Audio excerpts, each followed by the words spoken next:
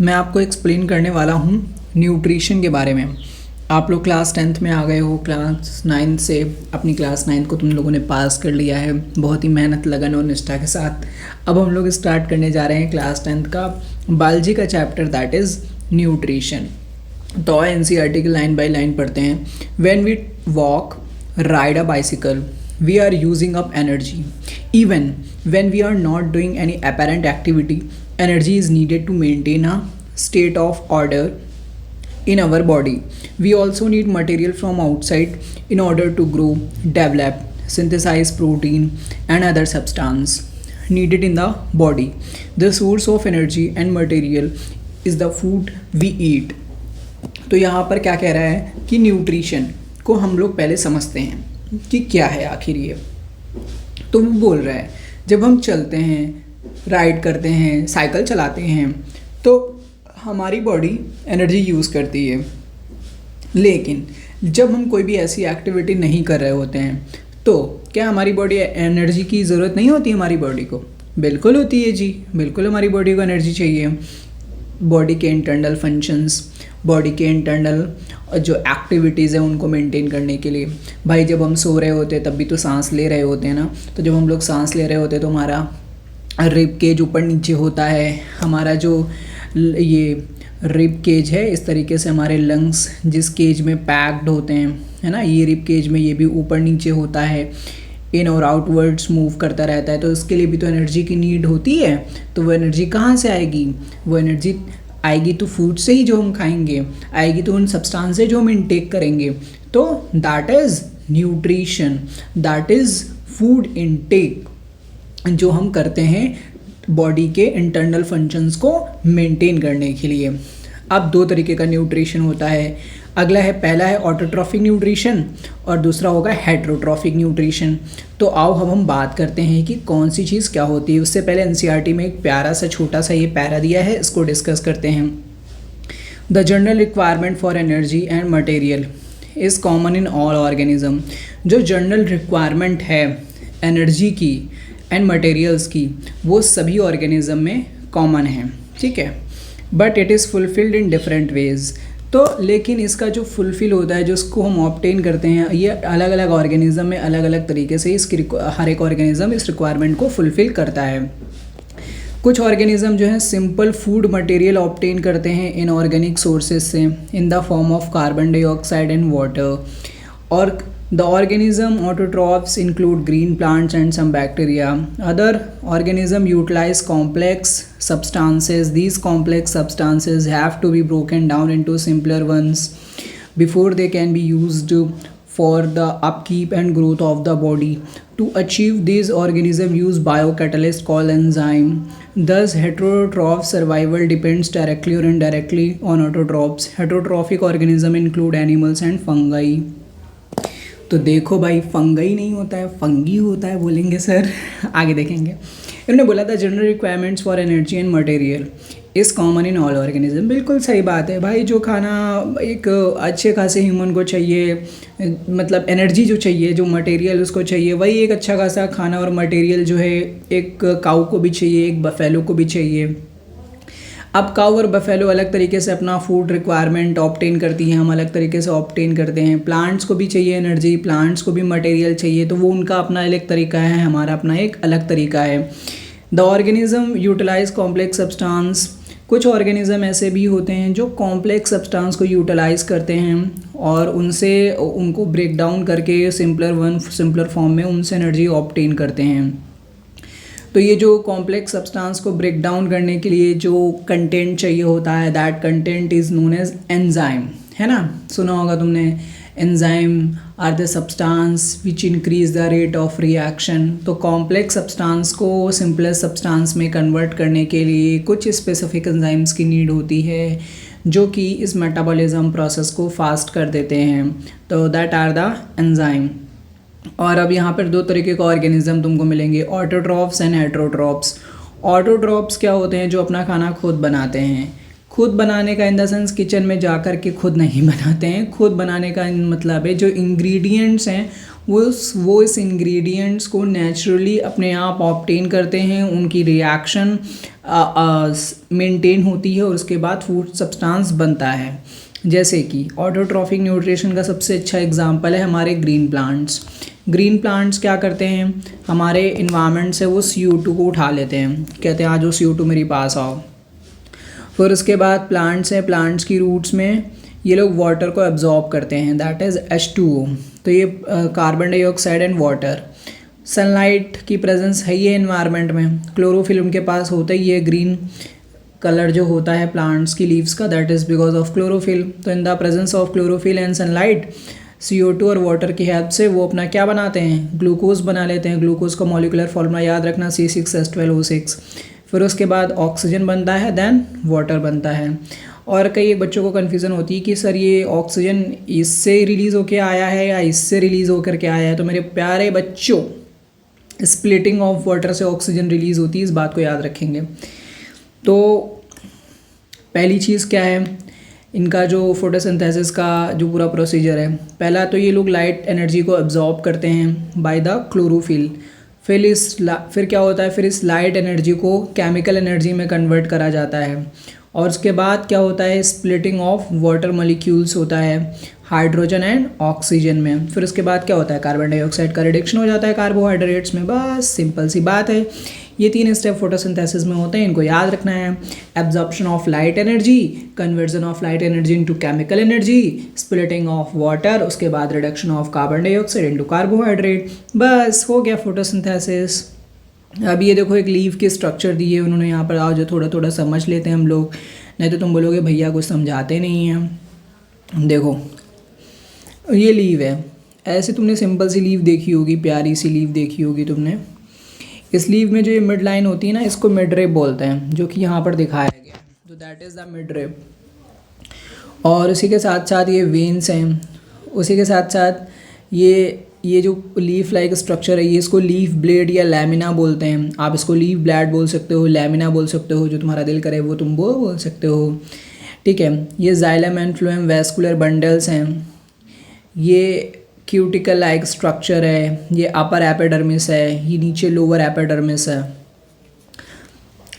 और मतलब बेसिकली ये लीफ के अंदर की स्ट्रक्चर, यहाँ पर इंटरनल स्ट्रक्चर दिखाई गई है, इंटरनल एनाटमी बोल सकते हैं। आप जब क्लास 11th में आ जाएंगे तब आप पूरी एनाटमी पढ़ेंगे प्लांट्स की, वो एक अलग तरीके के स्ट्रक्चर में बहुत डिटेल में। यहाँ पर बेसिक दिया गया है। देखो ये जो लीफ है, इस लीफ को हमने ऐसे कट करा, बीच से एक स्लाइड निकाली, फिर उसको बाद हमने इसमें माइक्रोस्कोप से देखा तो हमें क्या क्या दिखाई दी। हमें एक ऊपर अपर लेयर दिखाई दी जिसका इन्होंने नाम दिया अपर एपिडर्मिस। ये एक नीचे वाली लेयर दिखाई दी, इसका नाम दे दिया इन्होंने लोअर एपिडर्मिस। और उसके बाद इनको अंदर क्या क्या दिखाई दिया, क्लोरोप्लास्ट दिखाई दिया, एयर स्पेस दिखाई दिए, एयर स्पेस दिखाई दिया। भाई जो एयर इन गई है, जो इन्वायरमेंट से एयर एब्जॉर्ब होके गई, वो कहाँ जाएगी, एयर स्पेस में एक्यूमुलेट होगी। उसी के साथ साथ इनको गार्ड सेल्स दिखाई दिए, ये इनको गार्ड सेल्स दिख गए। तो क्या क्या चीज़ें लीफ एनाटमी में आपने देखी, upper epidermis, lower epidermis, chloroplast, air space and guard cells. ये चीज़ याद रखनी है, बहुत सारे बच्चे इसको भूल जाते हैं और ये बोर्ड एग्जामिनेशन में पूछा भी जाता है कि right the internal structure of the leaf. तो क्या होगा, upper epidermis, lower epidermis, air space, guard cells. बस इतनी चीज़ें आपके सिलेबस में दी गई हैं, तो इतनी चीज़ें आपको मस्ट है याद रखना। बाकी और भी बहुत कुछ जानोगे, जैसे जैसे तुम पढ़ते जाओगे तो वो भी याद रखना पड़ेगा तुम्हें। तो that is the autotrophic nutrition. अब हम अगला बात करेंगे, यहाँ पर रोल ऑफ स्टोमेटा दिया गया है। बेसिकली लीफ के अंदर एक स्पेशल स्ट्रक्चर होती है, that structure is known as stomata, है ना। और स्टोमेटा के बीच में एक पोर होता है, दैट इज़ नोन एज स्टोमोटल पोर। और ये जो सेल हैं इनको बोलते हैं गार्ड सेल्स। देखो बेटा क्या होता है, जब कोई भी चीज़ हमें इनको इन करानी होती है या आउट करानी होती है तो स्टोमेटल पोर जो है ओपन हो जाता है, क्योंकि कोई भी चीज़ बाहर जाएगी तो ओपन पोर से ही जाएगी। जब इनको ऐसा इन और आउट नहीं कराना रहता है देन ये स्टोमेटल पोर जो है देखो क्लोज हो जाता है। तो ये स्टोमेटल पोर का फंक्शन है, गैसेस एक्सचेंज में इसका यूज़ होता है। अब आइए देखते हैं कहाँ से क्या होता है। Massive amounts of gases exchange take place in the leaves through these pores for the purpose of photosynthesis, but it is important to note here that exchange of gases occur across the surface of stem, roots and leaves as well. Since large amount of water can hold it lost through the stomata, the plant closes pores when it does not need carbon dioxide for photosynthesis. The opening and closing of a pore is function of a guard cell. Guard cell swells when water flows in them, causing the stomatal pore to open. Similarly, the pore is closed if guard cells sink. देखो, जब कभी भी photosynthesis के लिए CO2 की ज़रूरत पड़ती है तो वाटर क्या होता है, इन गार्ड सेल के अंदर घुस जाता है। जब गार्ड सेल के अंदर घुस जाता है तो ये सेल फूल जाते हैं और ये साइड हो जाते हैं और स्टोमेटल पोर ओपन हो जाता है, जिससे गैसेस एक्सचेंज होता है। लेकिन जब कभी भी इनको ज़रूरत नहीं होती है तो ये वाटर जो है आउट हो जाता है और ये गार्ड सेल श्रिंक होकर के स्टोमेटल पोर को क्लोज कर देते हैं। अब यहाँ पर एक चेंज इन्फॉर्मेशन दी गई है कि गैसेस एक्सचेंज सिर्फ स्टोमेटल पोर से ही नहीं होता है। गैसेस एक्सचेंज कहाँ से हो सकता है? स्टेम से हो सकता है, रूट से हो सकता है, लीव से भी हो सकता है। याद रखेंगे कहाँ से हो सकता है? स्टेम से हो सकता है, रूट से हो सकता है, लीव से हो सकता है। गैसेस एक्सचेंज कहाँ से हो सकता है? स्टेम से हो सकता है, रूट से हो सकता है और लीव से हो सकता है। ये एक इन्फॉर्मेशन थी, इसको याद रखना, नहीं तो तुम भूल जाओगे मेरे बच्चे। अगला है हेटरोट्रॉफिक न्यूट्रिशन। हेटरोट्रॉफिक न्यूट्रिशन का मतलब होता है अपने फूड और अपने न्यूट्रिशन के लिए दूसरे ऑर्गेनिज्म पर डिपेंड होना।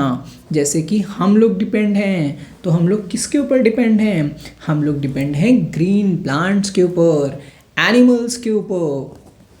अब हेटरोट्रॉफिक न्यूट्रिशन में दो आ जाते हैं, एक आ जाते हैं हर्बीवोर्स और एक आ जाते हैं कार्निवोर्स। जो हर्बीवोर्स होते हैं वो खाते हैं ग्रीन सब्सटेंस और जो कार्निवोर्स होते हैं वो खाते हैं चिकन, मटन काइंड ऑफ। तो वो भी एक न्यूट्रिशन का टाइप है। आइए एक बार NCERT की इस लाइन पर और इस पैरा पे नज़र डालते हैं। Each organism is adaptive to its environment. बिल्कुल सही बात है, जो ऑर्गेनिज्म जिस एनवायरनमेंट में रहता है वो उसको एडॉप्टेड होता है। जैसे आप अपने घर के लिए एडॉप्टेड हो, मैं अपने घर के लिए एडॉप्टेड हैं और पड़ोसी अपने घर के लिए एडॉप्टेड है। The form of nutrition differs depending on the type and availability of food material as well as how it is obtained by the organism। तो जो फॉर्म ऑफ न्यूट्रिशन है वो हर एक ऑर्गेनिज्म में डिफ़र करती है, अलग अलग ऑर्गेनिज्म में अलग अलग तरीके का है। डिपेंड करता है कि फूड मटेरियल कौन सा अवेलेबल है, ऑर्गेनिज्म कैसे इसको ऑब्टेन करता है, इन सब चीज़ों के ऊपर डिपेंड करता है।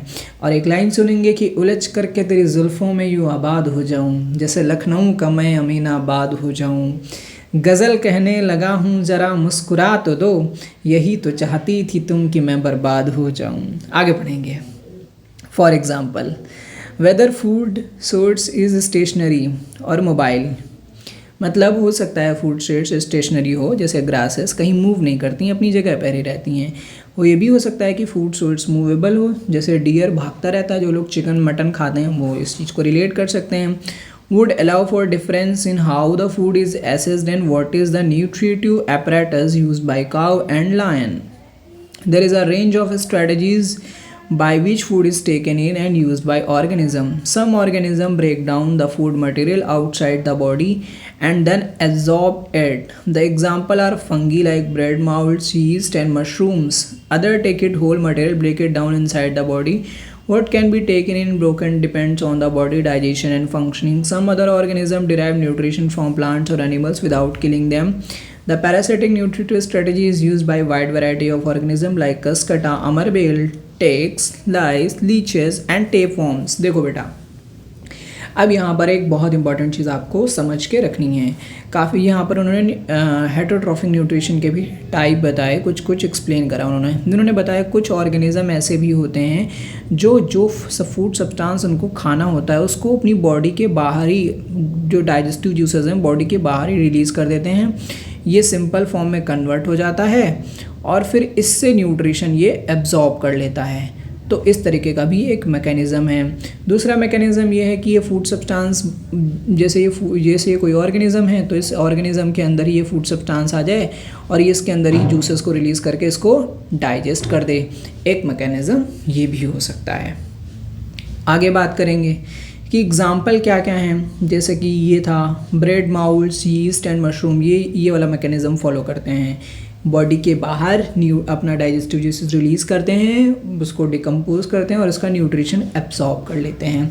और काफ़ी सारे ऑर्गेनिज़म ऐसे होते हैं कि ये ना प्लांट्स की किलिंग करते हैं ना एनिमल्स की किलिंग करते हैं, उन्हीं के साथ साथ रिलेशन बना लेते हैं, सिम्बायोटिक रिलेशन बना लेते हैं और उन्हीं के साथ अपनी लाइफ जीते रहते हैं। माइकोराइजा हो गया, लाइकेन वगैरह हो गए, इस तरीके का काफ़ी सारे ऑर्गेनिज़म ऐसे भी होते हैं कि ऐसी स्ट्रेटजी अपनाते हैं कि वो एनिमल के साथ रहते हैं लेकिन उसको इतना हार्म नहीं करते हैं कि जिससे उसकी डेथ हो जाए, मतलब हार्म करते हैं लेकिन थोड़ा हार्म करते हैं।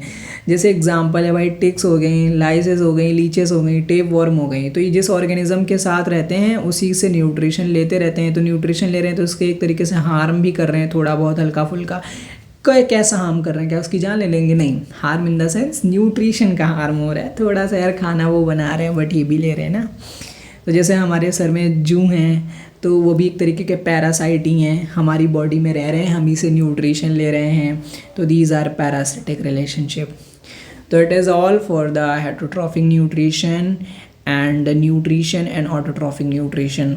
आई होप आपको ये लेक्चर समझ में आया होगा, आपको ये वीडियो समझ में आया होगा। अगर आपको समझ में आया तो आप वीडियो को लाइक करें, चैनल को सब्सक्राइब करें और अपने फ्रेंड्स के साथ में शेयर कर दें। और अगर आपको कोई क्वेरी है, कोई डाउट है रिगार्डिंग दिस लेक्चर, तो आप इस नंबर पर फ़ोन कर सकते हैं या मैसेज कर सकते हैं। ओके बच्चा पार्टी, तब तक के लिए बाय बाय, थैंक यू, शुक्रिया।